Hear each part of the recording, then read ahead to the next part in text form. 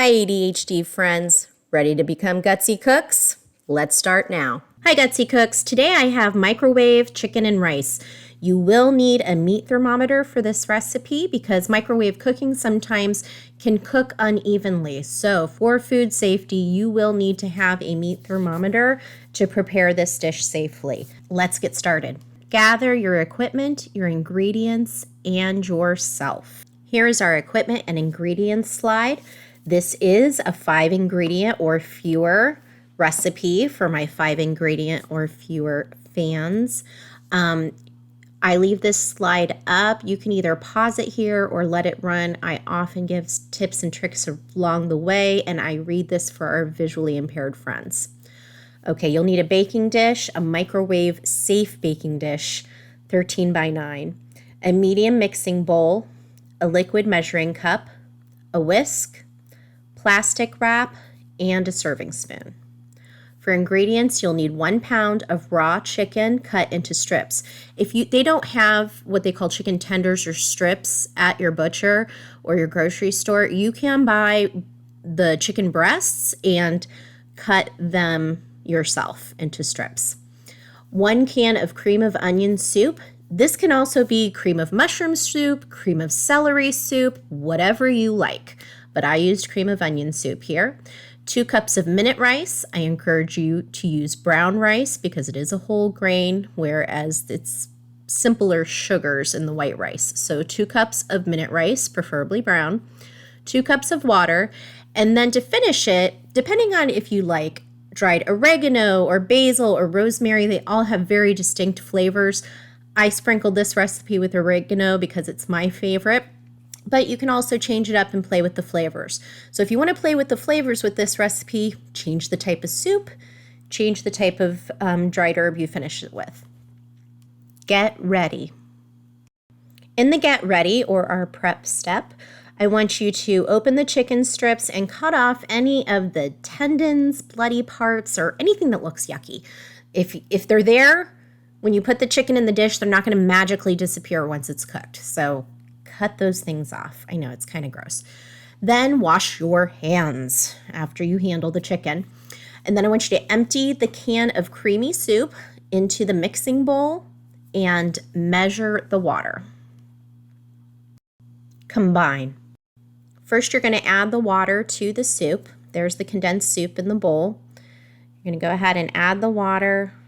It's not going to be the most appealing at this moment, but whisk gently in the middle, and then it will go ahead and start to combine. I want you to whisk it for 30 seconds or a count of 30 so that it's good and combined. Then you're going to add the rice, and you don't have to mix this for too long, but it's just to make sure that all of the rice gets wet. So you just stir it around there. Then you're going to pour that mixture into the baking dish. Add the chicken strips to the baking dish. And if they're getting crowded, you can see towards the end, I change directions. So you want to make sure that they're all hitting the soup mixture.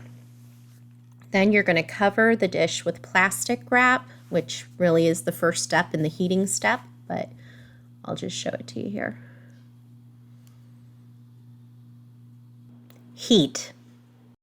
As I showed you at the end of the combined step, you cover the dish with plastic wrap, and then you're going to put it in the microwave for 12 minutes. Hey, we don't have to set an extra timer. Microwave has its own built-in timer. Yay! So, microwave for 12 minutes. When you take it out, number 1, remember to use your pot holders, your dry pot holders, and please take your time. Oftentimes, microwaves are up at our faces. We don't want anybody getting a steam burn or an accident when something is so hot and so close to your face, so please be careful.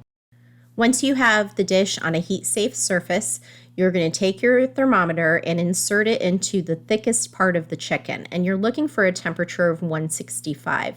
If it's taking a long time to get up to 165, it's probably not finished. So you're going to go ahead, and if you have a lower temperature, you're going to cover it with your plastic wrap again, and return it to the microwave for 3 more minutes. Once it comes out, you're going to check it again. Usually by that time, it will be finished, but with the different thicknesses of meat, you really do have to check that internal temperature to make sure the chicken is thoroughly cooked and safe to eat. Finish and serve. You're going to use your serving spoon to mix up the chicken and rice and then put some on a plate. Then I encourage you to sprinkle either your oregano, your basil, your rosemary, whatever extra flavor that you like. You may have to add some extra salt because we did not put any additional salt in this recipe. I served it with a side of frozen vegetables that I microwaved after the chicken was finished because the chicken will stay hot. You can also add the frozen vegetables right to the chicken and rice mixture, and they can cook right along with the chicken and rice. You may have to add additional cooking time, though.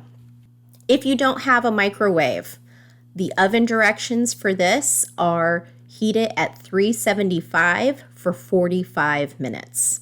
I hope you enjoyed this recipe. It is a quick fix, under 20 minutes when you get home, as long as that chicken's thawed. All right, ADHD friends, now go get gutsy. If you like this recipe, please subscribe. Thank you for your time and attention. Now go get gutsy.